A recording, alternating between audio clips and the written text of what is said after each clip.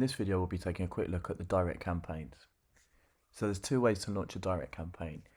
You can either click the new campaign button at the top right hand side of the screen, or you can head over to the Discover tab and launch one directly with some influencers. So let's take a look now. Simply highlight the influencers you'd like to make the campaign with. And you'll see in the bottom right of the screen, it says new campaign was selected. Clicking that will directly launch the new campaign setup screen and begin the process of setting up a new direct campaign. So here you can select the campaign title, choose the content type, choose the preview. You can also select the platform from the right hand side.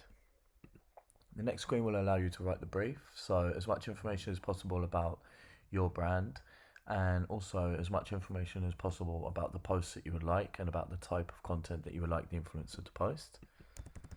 Next to that, you can put a URL should you want to direct them to a web shop or an app.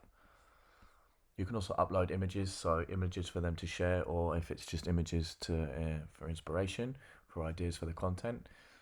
You can put a cover image on the campaign, which is what they will see on their app. And you can also choose the wording of the post, so you can be strict or you can allow them to do it in their own voice. Next tab along is timing. This is pretty straightforward. You're just choosing the posting period, so you will choose the from date and the to date. The next tab is just confirming the influencers that you already have selected. So at this screen, you can check the ones you have. You can check the total reach here, and you can add or remove at your will. Final screen is the payment. So we have three options here.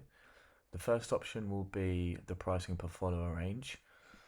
Let's take a quick look at that. So you can put your total budget in here, and below that we see pricing per follower ranges. So below 5k, 5 to 10, 10 to 20, 20 to 40, 40 to 80, 80 to 120, 120 to 200, and anything over 200 all has their own follower range pricing.